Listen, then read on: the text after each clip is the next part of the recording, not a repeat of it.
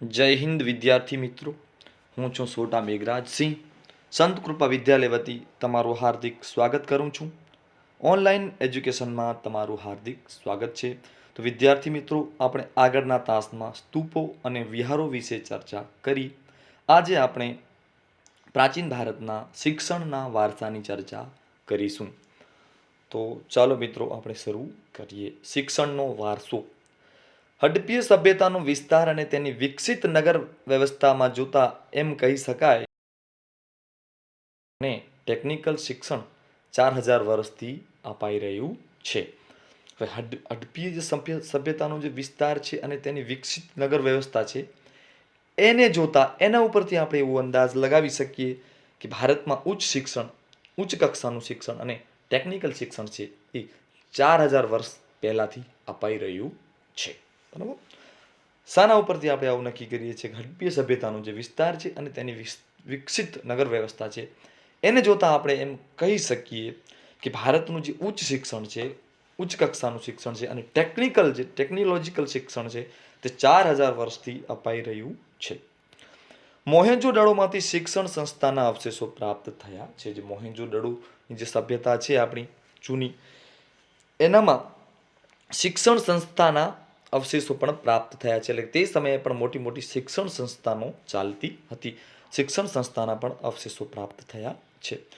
આ સભ્યતા કાંસ્ય સભ્યતા તરીકે પણ ઓળખાતી છે. આ સભ્યતા જે છે એ કાંસ્ય સભ્યતા તરીકે પણ ઓળખાતી હતી. એટલે કે તેઓ કાંસુ બનાવતી ટેકનોલોજી જાણતા, એટલે કે કાંસાને બનાવતી વસ્તુઓ જે છે એ બનાવવાથી, એટલે કે કાંસ્ય સભ્યતા તરીકે પણ આ સભ્યતાને આપણે ઓળખીએ છીએ અથવા તો ઓળખાતી. એટલે કાંસુ બનાવવાની ટેકનોલોજીને પણ જાણતા હતા. એટલે કાંસામાંથી કોઈ પણ વસ્તુ બનાવવાની જે ટેકનોલોજી છે, એટલે કાંસુ બનાવવાની ટેકનોલોજી છે, તે હડપ્પીય સભ્યતાના લોકો છે તે સમયે પણ જાણતા હતા. આમ કહી શકાય કે રસાયણશાસ્ત્રનો વિકાસ થયો હશે. એટલે રસાયણશાસ્ત્રનો વિકાસ પણ પ્રાચીન ભારતના જે તે સમયે થયો હશે. કિલ્લા, મકાનો, સ્નાનાનગર, રસ્તા, આ સિવિલ ઇન્જિનિયરિંગ તંત્રનો જે વિકાસ દર્શાવે છે. તે સમયે પણ મજબૂત, અતૂટ, તૂટે નહીં તેવા કિલ્લાઓ, મકાનો અને સ્નાનાનગર, નવા માટેના અને રસ્તાઓ છે, એ સિવિલ એન્જિનિયરિંગ તંત્રનો વિકાસ છે, એ તે સમયનો આપણને દર્શાવે. સ્નાનાનગર છે, કિલ્લાઓ છે, એટલા મજબૂત હતા કે કિલ્લાઓ બાંધેલા છે એ હજી પણ તૂટે નથી, હજી પણ એમ જ છે, અભેદ છે. તો આવા કિલ્લાઓ છે, મકાનો છે, સ્નાનાનગર છે, રસ્તાઓ છે, એ સિવિલ એન્જિનિયરિંગ તંત્રનો છે એ વિકાસ પ્રાચીન ભારતનો દર્શાવે છે. કાપડ વણાટ અને વહાણવટાનો વિકાસ દર્શાવે છે. યાંત્રિક એન્જિનિયરિંગ તંત્ર હડપ્પીય સંસ્કૃતિના સમયથી ભારતમાં પાંગરતું રહ્યું છે. યંત્રોનું એન્જિનિયરિંગ તંત્ર છે, એટલે કે કાપડ વણાટ છે, વહાણવટાનો વિકાસ છે. તો તે સમયે વહાણ પણ બનાવાતા હશે, એટલે કે યાંત્રિક વસ્તુઓ, યંત્ર પણ બનતા હશે. તો યાંત્રિક એન્જિનિયરિંગ તંત્ર છે એ હડપ્પીય સંસ્કૃતિના સમયથી જ ભારતમાં પાંગરતું, એટલે કે તેનો વિકાસ હતો તે સમયે પણ તે હતું એવું આપણે માની શકીએ છીએ.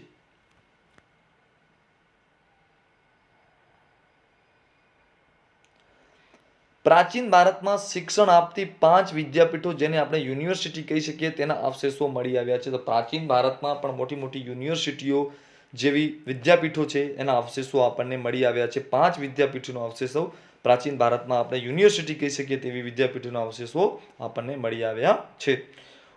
ઉત્તર પશ્ચિમ ભારતમાં ગાંધાર ક્ષેત્ર પાસે તક્ષશિલાનું તમે નામ સાંભળ્યું હશે. પશ્ચિમ ભારતનો જે ગાંધાર ક્ષેત્ર છે ત્યાં તક્ષશિલા નામનું સ્થળ આવેલું છે. ત્યાં તક્ષશિલા નામની મહાન વિદ્યાપીઠ આવેલી હતી. શૈક્ષણિક તીર્થ સ્થાન હતું તક્ષશિલા. હાલ પાકિસ્તાનમાં છે. બરાબર. પશ્ચિમ ભારતના ગાંધાર ક્ષેત્ર પાસે તક્ષશિલા મહાન શૈક્ષણિક તીર્થ સ્થાન હતું. અહીંયા નીતિશાસ્ત્ર, સંસ્કૃત વ્યાકરણ, ખગોળ, જ્યોતિષ અને હિન્દુ ધર્મ અને દર્શનનું શિક્ષણ અપાતું હતું. તો તક્ષશિલા નામની જે યુનિવર્સિટી હતી અથવા તો તે સમયની વિદ્યાપીઠ હતી, ત્યાં કયા કયા વિષયનું જ્ઞાન આપવામાં આવતું અથવા અભ્યાસ કરવામાં આવતો? તો નીતિશાસ્ત્ર, સંસ્કૃતનું વ્યાકરણ, ખગોળ વિશે માહિતી આપવામાં આવતી, જ્યોતિષ વિશે માહિતી આપવામાં આવતી, હિન્દુ ધર્મ અને હિન્દુ ધર્મના દર્શનનું પણ શિક્ષણ આપવામાં આવતું હતું અથવા શિક્ષણ અપાતું હતું. પાણીની છે, ચાણક્ય, ચંદ્રગુપ્ત, જીવક જેવા મહાન દાર્શનિકો અને શાસકો આ જ શિક્ષણ સંસ્થામાંથી ખ્યાતિ પામ્યા હતા. મહાન દાર્શનિકો જે છે પાણીની છે, બરાબર, ચાણક્ય છે, ચંદ્રગુપ્ત છે, જીવક છે, આ મહાન દાર્શનિકો છે અને શાસકો છે આ જ શિક્ષણ સંસ્થામાંથી ખ્યાતિ પામ્યા હતા. એટલે તક્ષશિલામાં પાણીની છે, ચાણક્ય છે, ચંદ્રગુપ્ત આ બધા લોકો છે ત્યાં અભ્યાસ કર્યો હતો, આવું આપણે માની શકીએ છીએ. બિહારમાંથી આવી જ એક શિક્ષણ સંસ્થા નાલંદા વિદ્યાપીઠ તરીકે ખ્યાતિ પામી હતી. નાલંદા વિશ્વવિદ્યાલય અથવા નાલંદા વિદ્યાપીઠ જે છે એ ભારતના આજના બિહારમાં પહેલા આવેલી હતી. હવે નાલંદા વિદ્યાપીઠ છે એ બિહારમાં આવેલી હતી. યુએન સ્વાંગે પણ તેની મુલાકાત લીધી હતી. જે યુએન સ્વાંગ છે જે ચીની મુસાફર છે, જે હર્ષવર્ધનના સમયમાં ભારતમાં આવ્યો હતો, તેને આ વિદ્યાપીઠની મુલાકાત લીધી હતી. અહીંયા પણ હિન્દુ અને બૌદ્ધ દર્શન શાસ્ત્રોનું શિક્ષણ આપવામાં આવતું હતું. હિન્દુ અને બૌદ્ધ જે ધર્મનું શિક્ષણ છે અહીંયા આપવામાં આવતું હતું. નાલંદા વિશ્વવિદ્યાપીઠના આચાર્ય નાગાર્જુન છે એ મહાન રસાયણશાસ્ત્રી હતા. નાલંદા જે વિશ્વવિદ્યાપીઠ છે ત્યાંના જે આચાર્ય છે એ કોણ હતા? નાગાર્જુન હતા. આચાર્ય કોણ હતા? નાગાર્જુન. યાદ રાખજો, તેઓ મહાન રસાયણશાસ્ત્રી હતા. તેમણે પારાની ભસ્મ બનાવી અને ઔષધિ તરીકે વાપરવાની શરૂઆત કરી. હવે આ પ્રશ્ન તમને પૂછાઈ શકે કે નાલંદા વિદ્યાપીઠના આચાર્ય કોણ હતા? તો તમે જવાબ લખી શકો નાગાર્જુન. નાગાર્જુન કોણ હતા? તો રસાયણશાસ્ત્રી હતા મહાન. હવે તેમને જે પારા નામની જે ધાતુ છે, બરાબર, તેની ભસ્મ બનાવી અને ઔષધિ તરીકે વાપરવાની શરૂઆત છે એ નાગાર્જુને કરી હતી. પારા નામનું જે ધાતુ છે, બરાબર, પારાની ભસ્મ બનાવી અને ઔષધિ તરીકે વાપરવાની તેણે શરૂઆત કરી હતી, પારાને. તો બિહારમાં જે આવેલી છે નાલંદા વિદ્યાપીઠ તરીકે પ્રખ્યાત હતી. યુએન સ્વાંગે તેની મુલાકાત લીધી હતી. અહીં હિન્દુ અને બૌદ્ધ ધર્મ શાસ્ત્રોનું શિક્ષણ આપવામાં આવતું હતું. નાલંદા વિદ્યાપીઠના આચાર્ય નાગાર્જુન હતા અને તેમણે પારાની ભસ્મ બનાવીને ઔષધિ તરીકે વાપરવાની શરૂઆત કરી હતી. ગુજરાતમાં 6ઠ્ઠી અને 7મી સદીમાં વલ્લભીમાં મહાન વિદ્યાપીઠ હોવાના પુરાવા પ્રાપ્ત થયા છે. હવે 6ઠ્ઠી અને 7મી સદીમાં જે ગુજરાત છે ત્યાં વલ્લભીમાં પણ મહાન વિદ્યાપીઠ હોવાના પુરાવા છે એ આપણને પ્રાપ્ત થયા છે. પ્રવેશ માટે વિદ્યાર્થીએ પ્રવેશિકાની પરીક્ષા આપવી પડતી. કોઈ વિદ્યાર્થી છે એને પ્રવેશ પ્રાપ્ત કરવો હોય વિદ્યાપીઠમાં તો શું કરવાનું? પ્રવેશિકા પરીક્ષા તેને આપવી પડતી. ત્યારબાદ આચાર્ય લેખિત પરીક્ષા લઈ રૂબરૂ મુલાકાત સમાલાપ માટે આગળ પત્ર મોકલતા. હવે ગુજરાતમાં જે 6ઠ્ઠી 7મી સદીમાં જે વલ્લભી વિદ્યાપીઠ હતી તેના વિશે પણ યુએન સ્વાંગે ઘણું બધું લખ્યું છે, ઘણું ખાસું એવું લખાણ કર્યું છે. અહીં દૂર દેશાવરથી અનેક વિદ્યાર્થીઓ વિદ્યા પ્રાપ્ત કરવા માટે આવતા. હવે અહીંયા જે વિદેશથી પણ વિદ્યાર્થીઓ વિદ્યા પ્રાપ્ત કરવા માટે આવતા હતા, તો વિદ્યાપીઠ કેવી મહાન હશે, તેનું નામ કેટલું આગળ હશે. જો બહારથી વિદ્યાર્થીઓ શિક્ષણ પ્રાપ્ત કરવા આવતા હોય તો કંઈક તો તે વિદ્યાપીઠમાં દમ હોય તો જ આવતા હોય. તો ત્યાંથી દૂર દેશાવરથી છે અનેક વિદ્યાર્થીઓ વિદ્યા પ્રાપ્ત કરવા માટે આવતા હતા, આવું જે યુએન સ્વાંગે લખ્યું છે. પ્રવેશ માટે છે વિદ્યાર્થીઓ પ્રવેશિકા પરીક્ષા આપવી પડતી. એટલે પ્રવેશ માટે પહેલા પરીક્ષા પાસ કરવી પડતી, પછી જ આપણે એડમિશન અંદર પ્રવેશ મળતું હતું. ત્યારબાદ આચાર્ય છે લેખિતમાં પરીક્ષા લેતા અથવા રૂબરૂ મુલાકાત કરતા. ત્યારબાદ છે સમાલાપ માટે આગળ મોકલતા હતા. આવી આધુનિક કક્ષાની શિક્ષણ પદ્ધતિ તે સમયે ભારતમાં પ્રવર્તમાન હતી. અહીંયા હિન્દુ, બૌદ્ધ અને જૈન એમ ત્રણેય ધર્મનું ચિંતન, જ્યોતિષ અને ખગોળનું જ્ઞાન આપવામાં આવતું હતું. તે સમયે પણ આવી છે એ સિસ્ટમ, આવી વ્યવસ્થા હતી શિક્ષણ પદ્ધતિની આધુનિક, તો તે સમયે પણ ભારતમાં પ્રવર્તમાન હતી. અને અહીં છે એ હિન્દુ ધર્મ, બૌદ્ધ ધર્મ, જૈન ધર્મ, આમ ત્રણેય ધર્મોનું ધર્મ ચિંતન, જ્યોતિષ, ખગોળ વગેરે પ્રકારનું જ્ઞાન આપવામાં આવતું હતું. બંગાળમાં વિક્રમશિલા અને અનંતપુરી નામની 2 વિદ્યાપીઠો અસ્તિત્વમાં હતી, જેમાં બૌદ્ધ ધર્મ સાથે સંકળાયેલા 3 માળના વિશાળ પુસ્તકાલયો બનાવવામાં આવ્યા હતા. આ બંગાળમાં પણ 2 વિદ્યાપીઠો હતી, તેના નામ છે વિક્રમશિલા અને અનંતપુરી છે, આ બંને અસ્તિત્વમાં હતી. ત્યાં બૌદ્ધ ધર્મ સાથે સંકળાયેલા 3 માળના વિશાળ પુસ્તકાલયો બનાવવામાં આવ્યા હતા. બરાબર. તો વિદ્યાર્થી મિત્રો, હવે આપણે આગળ ચર્ચા કરીએ સિક્કાઓની. સિક્કાઓ છે ઇતિહાસ જાણવા માટેના એક અગત્યના સાધનો છે. સિક્કાઓ પરથી આપણે માહિતી પ્રાપ્ત કરી શકીએ. તો સિક્કાઓ પણ તે સમયે પ્રાચીન ભારતમાં બહુ જ બનાવવામાં આવતા હતા, ઘણા બધા પ્રમાણમાં બનાવવામાં આવતા હતા. તો તેનો આપણે ઇતિહાસ જાણીએ સિક્કાઓનો. ભારતનો ઇતિહાસ જાણવાનું એક અગત્યનું સાધન અને સમૃદ્ધિનું પ્રતીક શું છે? સિક્કા છે. જો સિક્કા સોનના બનાવવામાં આવે તો તે રાજાની પ્રસિદ્ધિ, તે રાજાની ધન, તે રાજાની દોલત, બરાબર, તેનું આપણે જ્ઞાન થાય છે. તો ઇતિહાસ જાણવા માટે પણ સિક્કા એક અગત્યના સાધન છે, એટલે કે સમૃદ્ધિનું પણ સિક્કા એક પ્રતીક છે. ભારતમાં સૌથી જૂના સિક્કા છે ઈસવીસન 5મી સદી પૂર્વે પંચમાર્કના સિક્કાઓ હતા, બનાવવામાં આવ્યા હતા. સૌપ્રથમ ભારતમાં જો સિક્કાનો વાત કરીએ તો સૌપ્રથમ કયા સિક્કા બન્યા, તો કે પંચમાર્ક કોઈન, એટલે કે પંચમાર્ક સિક્કા બન્યા અને એને પંચમાર્ક કોઈન તરીકે ઓળખવામાં આવે છે.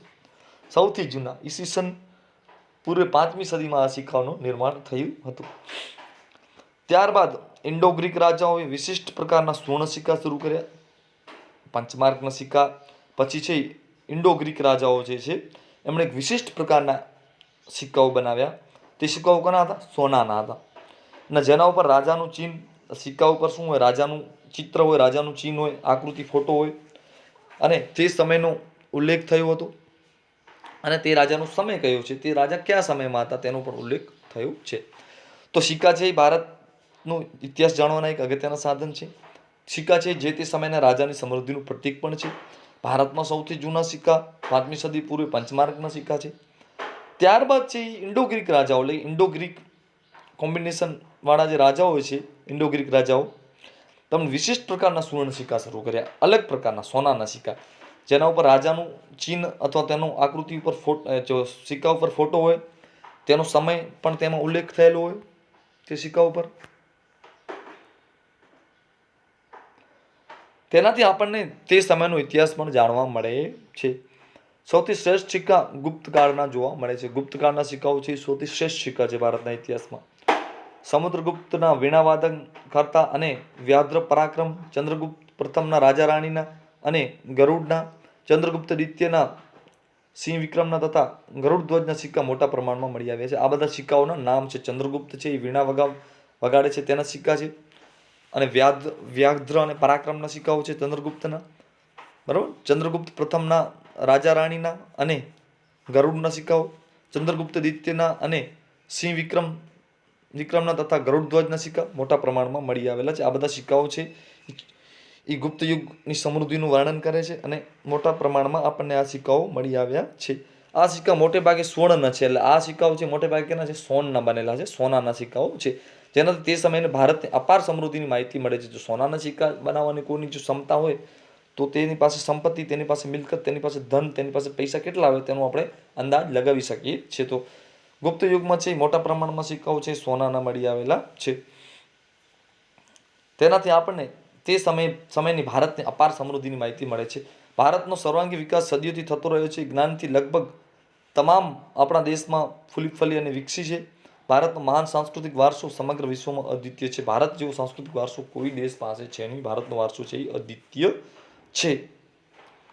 અને ભારતનો સર્વાંગી વિકાસ છે, એટલે સંપૂર્ણ બધી જ જાતનો વિકાસ છે એ સદીઓથી થતો રહ્યો છે. જ્ઞાનથી લગભગ તમામ શાખાઓ આપણા દેશમાં ફૂલી અને વિકસી છે. બધી જ શાખાઓ છે આપણા દેશમાં જ ફૂલી અને વિકસી છે.